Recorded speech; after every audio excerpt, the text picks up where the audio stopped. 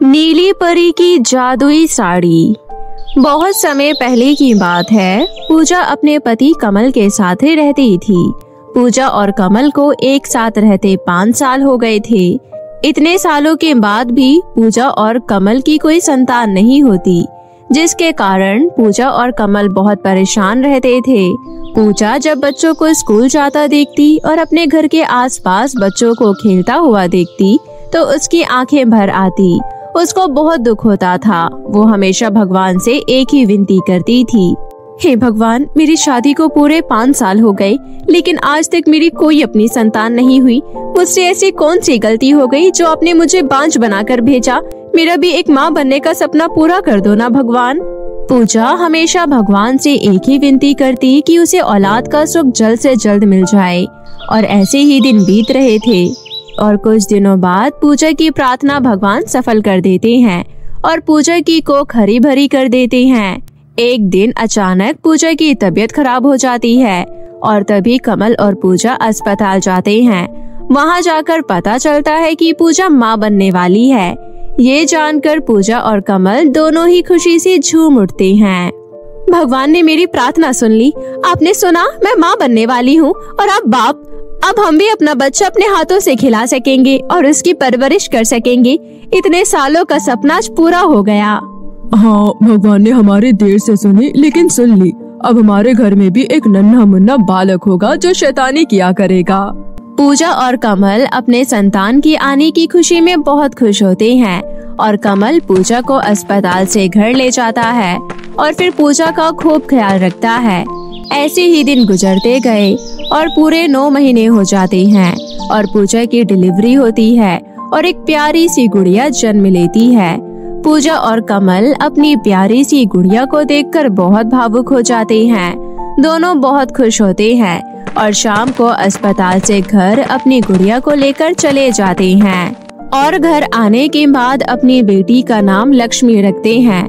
लक्ष्मी के आ जाने के बाद घर में किसी भी प्रकार की कमी नहीं रहती और वे दोनों बहुत खुश होते हैं। पूजा और कमल दोनों मिलकर लक्ष्मी का बहुत अच्छे से ख्याल रखते हैं। ऐसे ही धीरे धीरे दिन बीतते हैं। लक्ष्मी अब 4 साल की हो जाती है और पूजा और कमल मिलकर उसका अच्छे स्कूल में एडमिशन करवाते हैं और वह स्कूल जाने लगती है। स्कूल जाते जाते एक दिन लक्ष्मी अपनी माँ पूजा से कहती है, माँ, स्कूल में सर्दियों की छुट्टियाँ पड़ रही है, तो क्या हम भी बाकी बच्चों की तरह अपने मामा के घर जाएंगे क्या? हाँ, बिल्कुल चलेंगे मेरी लाडली। तुम अब बड़ी हो गई हो और पहली बार अपने मामा के घर जाओगी, तो मैं तुम्हें जाने के लिए भला रोक सकती हूँ क्या? हम जरूर चलेंगे। तुम अपना हॉलिडे होमवर्क अपने साथ लेकर चलना, ताकि मैं तुम्हें वहाँ पर तुम्हारा काम भी समय से करा सकूँ और हम वहाँ एंजॉय भी कर सके। माँ, मैं चाहती हूँ कि हम मामा के यहाँ कम से कम 10 से 15 दिन की छुट्टियाँ बिता कर आएं। चिंता मत करो मेरी गुड़िया, जैसा तुम कहोगी बिल्कुल वैसा ही हम करेंगे। तुम मेरी इकलौती बेटी हो, तुम्हारी हर इच्छा हम दोनों पूरी करेंगे। ऐसी ही दोनों माँ बेटियाँ हंसती खेलती अपने घर के आंगन में बैठी होती है और शाम हो जाती है और फिर कमल भी आ जाता है।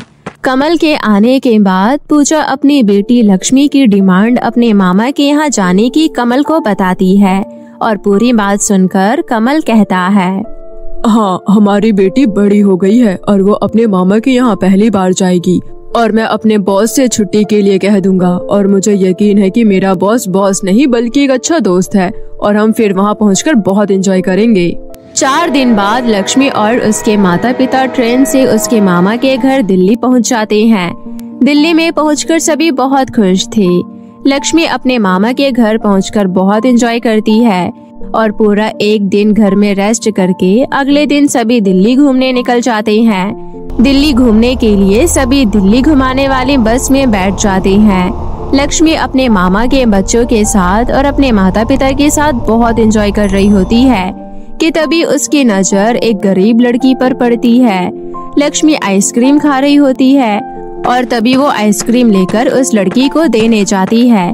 लड़की वहाँ से चलने लगती है और लक्ष्मी उसके पीछे पीछे आइसक्रीम लेने चली जाती है और अचानक वो गरीब लड़की वहाँ से गायब हो जाती है और वो अजीब सी सुनसान जगह पर पहुँच जाती है।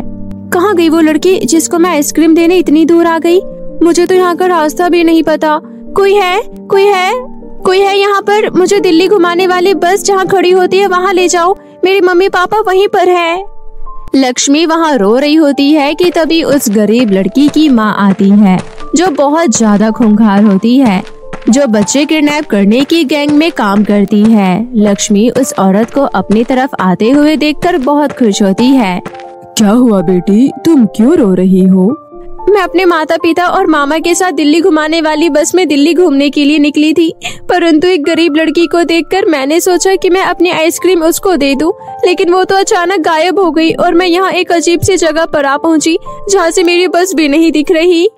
हाँ, मैं जानती हूँ वो दिल्ली घुमाने वाली बस कहाँ पर खड़ी है। चलो मैं तुम्हें उस बस के पास ले चलती हूँ।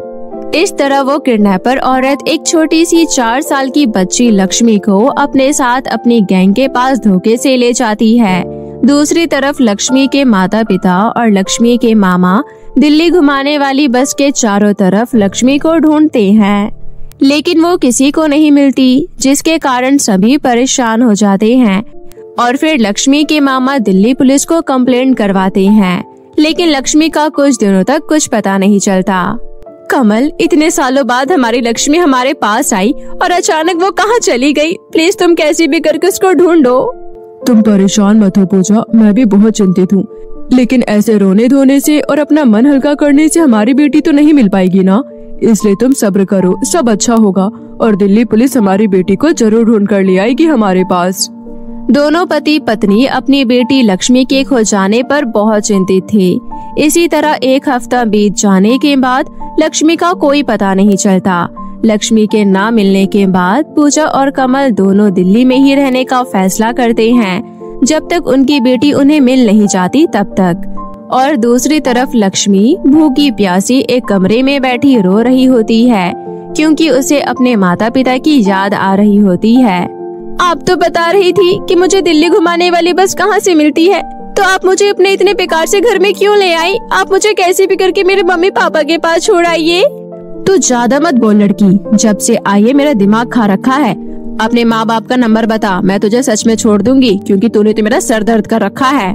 किडनैपर औरत कैसे भी करके लक्ष्मी का पता निकाल लेती है और किडनैपर औरत को लक्ष्मी के मामा का घर का पता चल जाता है। वो उनके घर कॉल करती है और कहती है, तुम लक्ष्मी के मामा बात कर रहे हो क्या? मुझे छानबीन के बाद तुम्हारा पता चला है। हाँ, मैं लक्ष्मी का मामा बात कर रहा हूँ। क्या आपको हमारी बेटी मिल गई है? हम आपको सब कुछ देने के लिए तैयार है, लेकिन हमें हमारी बेटी वापस चाहिए। बहुत जल्दी में दिख रहे हो, मैंने तो तुमसे पैसों की डिमांड भी नहीं करी। लगता है बहुत लाडली लड़की है तुम्हारी। पूजा अपने भाई के पास किडनैपर औरत के कॉल आते ही अपने भाई से फोन लेकर कहती है, हमारी एक ही बेटी है, आप इसको प्लीज हमें दे दो। हम अपना गांव छोड़कर यहाँ दिल्ली में अपनी बेटी के आने का इंतजार कर रहे हैं। मैं एक ही शर्त पर इस लड़की को वापस दूंगी, तुम लोग मुझे 50 लाख रुपए कैश ला कर दोगे तब। हाँ ठीक है, तुम हमें एड्रेस भेज दो, हम अपनी बेटी के लिए कुछ भी कर सकती हैं। पूजा अपनी बेटी के लिए सब कुछ करने के लिए तैयार होती है और वो किडनैपर औरत को 50 लाख देने के लिए अपने पति कमल और अपने भाई के साथ उसके बताए हुए एड्रेस पर चली जाती है। वहाँ पर पहुँचने के बाद किडनैपर औरत लड़की वापस करने से मना कर देती है और अपनी डिमांड और भी हाई करने लगती है। ये सब देख ऊपर बैठी नीली परी नीचे आती है और अपना जादू करती है। तुम चिंता मत करो पूजा, तुम अपनी बेटी को जरूर अपने पास देखोगी और मैं किसी को भी परेशान होता नहीं देख सकती, इसलिए मैं परी लोग से ये सब देखकर नीचे तुम्हारे पास आई हूँ और मैं तुमसे वादा करती हूँ कि मैं तुम्हारी बेटी तुम्हें दिलवा कर ही रहूंगी। ये लो, ये जादुई साड़ी, ये जादुई साड़ी पहनकर तुम जो भी मांगोगी वो तुम्हें मिल जाएगा। तो मैं सबसे पहले अपनी बेटी मांगूंगी, और अगर ये सच में जादुई साड़ी है तो ये मेरी बेटी मुझे वापस ला कर देगी ना? तुम जादुई साड़ी को पहन लो और फिर इसका मजा अब खुद अपनी आँखों से देखो। इतना कहकर नीली परी वहाँ से चली जाती है और पूजा जादुई साड़ी पहनकर कहती है, हे जादुई साड़ी, लक्ष्मी मेरी बेटी है और मैं चाहती हूँ कि लक्ष्मी मेरे पास वापस से आ जाए और हम अपने चैन और सुकून की जिंदगी जी सके। पूजा के इतना कहते ही उसकी बेटी लक्ष्मी उसके पास आकर खड़ी हो जाती है। माँ, क्या मैं आपके पास सच में आ गई हूँ क्या माँ? अब आप मुझे अपने आप से कहीं भी दूर मत जाने देना, मैं बहुत परेशान हुई माँ, मेरा आपके बिना इस संसार में कोई नहीं है। अपनी बेटी लक्ष्मी को ये सब बोलता देख पूजा बहुत जोर जोर से रोती है और उसे गले लगा लेती है और नीली परी को धन्यवाद करती है। और ये सब देख कमल और पूजा बहुत खुश होते हैं कि उनकी इकलौती बेटी लक्ष्मी उनके पास वापस आ गई है। लक्ष्मी को वापस आने के बाद लक्ष्मी के मामा दिल्ली में एक पार्टी रखते हैं और फिर 2 दिन बाद लक्ष्मी और लक्ष्मी के माता पिता वापस से अपने गांव चले जाते हैं और इस तरह लक्ष्मी की फैमिली हंसी खुशी एक साथ गांव पहुंच जाती है। और जादुई साड़ी की मदद से पूजा अब गांव में एक बड़ी कपड़ों की दुकान खोल लेती है और कमल खाने पीने की दुकान खोल लेता है, जिससे वे दोनों अपनी बेटी का ख्याल भी रख सकते हैं और अपनी बेटी को अच्छे से पढ़ा लिखा सकते हैं। और इस तरह वो लोग खुशी खुशी रहने लगते हैं। ये कहानी है एक सुल्तानीपुरी नामक एक गांव की, जहां पर लोगों के अंदर परियों को लेकर बहुत ही ज्यादा प्रेम भाव था। परियां गांव में आकर लोगों की मदद करती है और उन्हें आगे का रास्ता दिखाती है। इसलिए लोग परियों को छोटी मोटी खुशियां देने के लिए छोटे मोटे उत्सव मनाते हैं, जिसमें वो परियों को आमंत्रित करते हैं और उन्हें सम्मानित करते हैं। एक बहुत ही खुशी का दिन नजदीक आ रहा था जब सिंड्रेला परी का जन्म हुआ था। इसलिए सभी गांव वाले सिंड्रेला परी के जन्मदिन की तैयारियां हंसी खुशी से कर रहे होते हैं। सभी गांव वाले हर साल सिंड्रेला परी का जन्मदिन बहुत धूमधाम से मनाते हैं। सभी लोग ढोल बजाते हैं और फूलों से घर सजाते हैं। ये सारा नजारा परी लोग से सभी परियां देखती है। सिंड्रेला को ये सब देखकर बहुत ज्यादा खुशी होती है और रानी परी से जाकर कहती है, रानी परी, आप देख रही हैं ना, पृथ्वीलोक पर सभी लोग मेरे जन्मदिन की तैयारियां धूमधाम से कर रहे हैं। गांव के सभी लोग हमसे कितना प्यार करते हैं। उनका ये प्रेम मुझे बहुत अच्छा लगता है। परंतु मैं चाहती हूँ कि इस बार हम सभी परियां मिलकर मेरा जन्मदिन मनाने पृथ्वीलोक पर चले। ये तो बहुत अच्छा निर्णय है सिंड्रेला परी। सिंड्रेला परी अपना जन्मदिन मनाने के लिए धरती पर जाने के लिए तैयार होती है। सिंड्रेला परी बहुत ही खूबसूरत सा पोशाक पहन लेती है और उसके बाद अपनी सभी सहेलियों और रानी परी के साथ पृथ्वीलोक पर अपना जन्मदिन मनाने के लिए पहुंच जाती है। पृथ्वी पर पहुंचने के बाद सभी परियां धरती का नजारा देखती है। धरती बहुत सुंदर लग रही होती है। सभी जगह फूल खिले होते हैं और लोग तैयारियां कर रहे होते हैं और सभी लोग सिंड्रेला परी के जय जयकार करते हैं। इस बार सिंड्रेला परी अपना रूप बदलकर जन्मदिन मनाती है। सभी परियां अपना अपना रूप बदल लेती है और लोगों के साथ शामिल हो जाती है। तभी कुछ लोग सिंड्रेला परी की खूबसूरती को देखकर आकर्षित होते हैं। अरे देखो देखो, ये तो एकदम सिंड्रेला परी की तरह लग रही है। क्यों ना हम इसी के साथ अपना जन्मदिन पूरा करें। सुनो बेटी, तुम यही रहना। मैंने तुम्हारे लिए बहुत ही स्वादिष्ट पकवान बनाया है, तुम उसे खाकर ही जाना। हम यहाँ पर सिंड्रेला परी का जन्मदिन मना रहे हैं, इसलिए तुम भी केक खाकर जाना। इतना कहकर वो औरत अपने घर से केक लेने के लिए चली जाती है। देखा आप सभी परियों ने, सभी गांव वाले मुझसे कितना प्रेम करते हैं और उन्होंने जन्मदिन के लिए कितनी सारी तैयारियां कर ली है। अब हम सब परियां मिलकर स्वादिष्ट भोजन खाएंगे। सिंड्रेला परी गांव वालों की तारीफ कर ही रही थी कि तभी वो औरत प्रसाद लेकर आ जाती है। ये लो बेटी, ये प्रसाद खा लो। ये प्रसाद मैंने अपने हाथों से सिंड्रेला परी के लिए बनाया है। आज मुझे तुम्हारे अंदर सिंड्रेला परी नजर आ रही है, इसलिए ये तुम खा लो। लोगों के साथ सिंड्रेला का जन्मदिन मनाकर मुझे बहुत अच्छा लग रहा है। ये प्रसाद तो बहुत ही स्वादिष्ट है, आपका बहुत बहुत शुक्रिया। इतना कहकर वो सभी परियां वहाँ से गायब हो जाती है। ये देखकर वहाँ के लोग बहुत शौक हो जाते हैं। वो लोग समझ गए थे कि जिसे वो सभी लोग सिंड्रेला परी समझ रहे थे, वो सच में ही सिंड्रेला ही थी, जो एकदम से वहाँ से गायब हो गई थी। मुझे तो विश्वास ही नहीं हो रहा कि सिंड्रेला परी अपना जन्मदिन हमारे साथ मनाने आई थी। परियां किसी भी रूप में आ सकती है। परी आई और चली भी गई और हमने उसे पहचाना भी नहीं। मुझे बहुत अच्छा लगा जो उन्होंने मेरे हाथ के बने हुए मीठे मीठे पकवान खाए। और कुछ लोगों की बहुत ही मदद की है। वो हमारे लिए एक आशीर्वाद का रूप है। सिंड्रेला परी अपने बाकी सहेलियों के साथ और रानी परी के साथ अपने जन्मदिन की तैयारियां देखते हुए आगे बढ़ रही थी। चलते चलते बहुत सुंदर सुंदर चित्र दिखाई देते हैं, जिसमें गांव वालों ने परियों के अच्छे अच्छे रूप बनाए थे। ये सब देखते देखते सिंड्रेला परी अपनी पलटन के साथ आगे बढ़ती जा रही थी। आगे बढ़ते बढ़ते सिंड्रेला की नजर एक टूटी फूटी झोपड़ी की तरफ जाती है। अरे देखो परियों, पूरे गांव वालों ने मेरे जन्मदिन पर स्वादिष्ट स्वादिष्ट भोजन बनाया है और फूलों से सजावट की है, परंतु ये घर तो देखो अंधेरा सा लग रहा है। पता नहीं इसमें कोई रहता है या नहीं। सिंड्रेला परी अपने पलटन के साथ घर के नजदीक पहुंच जाती है। उस टूटी फूटी झोपड़ी के अंदर एक गरीब परिवार रहता था, जिसमें एक रामू नाम का गरीब आदमी रहता था। रामू की पत्नी थी जिसका नाम सविता था। सविता बहुत ज्यादा बीमार थी और बिस्तर पर पड़ी हुई थी। रामू की एक पुत्री भी थी। रामू ने उसका बहुत मन से सिंड्रेला नाम रखा था और आज सिंड्रेला का भी जन्मदिन था। सिंड्रेला अपने पापा से कहती है, पापा आज मेरा जन्मदिन है, क्या आप मेरा जन्मदिन नहीं मनाएंगे? आपने मेरा जन्मदिन आज तक नहीं मनाया है। बेटी, घर में कुछ भी खाने को नहीं है, मैं बहुत लाचार हो गया हूँ। देखो तुम्हारी माँ की तबीयत कितनी ज्यादा खराब है, हम उनके लिए दवाई भी नहीं ले पा रहे हैं। मेरी ये हालत देखकर कोई मुझे काम देने के लिए भी तैयार नहीं होता है। मुझे तो लगता है कि हम इस गरीबी में ही जीते रहेंगे और एक दिन ऐसे ही मर जाएंगे। ऐसा मत कहो पापा, आप जानते हैं ना गरीबों की सभी मदद करते हैं। क्या पता कोई हमारी भी मदद कर दे, हमें धैर्य रखना होगा। बेटी, घर में थोड़े से चावल रखे हुए थे, इसलिए मैंने खिचड़ी बना दी है। चलो हम मिलकर खिचड़ी खाते हैं। अपने जन्मदिन के दिन भी सिंड्रेला को एक आम खिचड़ी खाने को मिल रही थी, परंतु सिंड्रेला को इस बात से कोई शिकायत नहीं थी।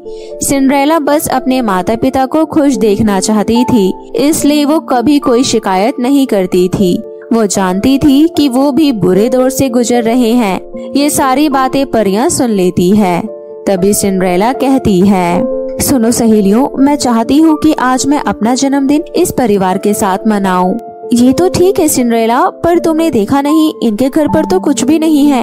अगर हम अपना जन्मदिन मनाने यहाँ पर जाएंगे तो शायद ये खिचड़ी भी इन्हें नसीब नहीं होगी। तुम चिंता मत करो और देखो मैं क्या करती हूँ। सिंड्रेला परी रूप बदलकर सिंड्रेला के घर में घुस जाती है। घर में कोई है, देखो कौन आया है। क्या तुम हमारा स्वागत नहीं करोगे? मैं जानती हूँ आज सिंड्रेला का जन्मदिन है, क्या आप हमें सिंड्रेला के जन्मदिन पर आमंत्रित नहीं करेंगे? अरे हाँ, क्यों नहीं। अरे आइए आइए, अंदर आइए। आपको कैसे पता आज मेरी बेटी का जन्मदिन है? सिंड्रेला का जन्मदिन है, इसलिए मुझे केक खाना है और मिठाइयाँ भी खानी है। और सुनो, हम सब लोग मिलकर सिंड्रेला का जन्मदिन मनाते हैं। अपने घर में आए हुए अतिथि को देखकर रामू उन्हें निराश नहीं करना चाहता था। रामू घर में बनाई हुई खिचड़ी को 3-4 कटोरियों में रख लेता है और सभी को खिला देता है। ये लीजिए, हमारे घर पर जो भी उपलब्ध है वो हमें तुम्हें खिला रहे हैं। इसी को खाइए और मेरी बेटी को आशीर्वाद दीजिए। रामू वो खाना परियों के आगे रख देता है। तभी एक जादू होता है और वो 5 खाने की कटोरियाँ बड़े बड़े बर्तनों में बदल जाती है, जिसमें एक बर्तन के अंदर बड़ा सा केक होता है और दूसरे बर्तन के अंदर ढेर सारे सुंदर सुंदर कपड़े होते हैं और तीसरे बर्तन के अंदर सोना, चांदी और हीरे जवाहरात होते हैं। ये सारा चमत्कार देखकर रामू की आंखें खुली की खुली रह जाती है और सिंड्रेला बहुत ज्यादा खुश हो जाती है कि इस बार अपना जन्मदिन वो मना सकेगी। तभी रामू को समझ आ जाता है कि वो सभी लोग कोई मामूली लोग नहीं है, बल्कि कोई परियों का रूप है। रामू उन लोगों को धन्यवाद करता है और अपनी बेटी सिंड्रेला का जन्मदिन सिंड्रेला परी के साथ मिलकर मनाता है। सिंड्रेला अपना जन्मदिन मनाकर बहुत खुश होती है। मेरा भी नाम सिंड्रेला है और मैं जानती हूँ आज आपका भी जन्मदिन है। मुझे बहुत अच्छा लगा सिंड्रेला परी, जो आपने अपना जन्मदिन मेरे साथ मनाया। मैं आपका ये एहसान कभी नहीं भूलूंगी। देखो सिंड्रेला, जब भी धरती पर किसी को मदद की आवश्यकता होती है तो हम उनकी मदद जरूर करते हैं। तुमने हमें सच्चे दिल से याद किया था, इसलिए हम तुम्हारी मदद करने भी यहाँ चले आए। मेरी कृपा हमेशा तुम्हारे ऊपर बनी रहेगी। इतना कहकर परी अपनी बाकी पलटन के साथ गायब हो जाती है। परी के वहाँ से जाते ही सिंड्रेला के घर में बहुत ज्यादा सुख शांति आ जाती है और सिंड्रेला की माँ बिल्कुल ठीक हो जाती है और रामू परी के द्वारा दिए गए हीरे जवाहरात से एक सुंदर सा घर भी बनवा लेता है। और अब रामू हमेशा अपनी बेटी सिंड्रेला का बर्थडे के साथ साथ सिंड्रेला परी का बर्थडे भी मनाता है।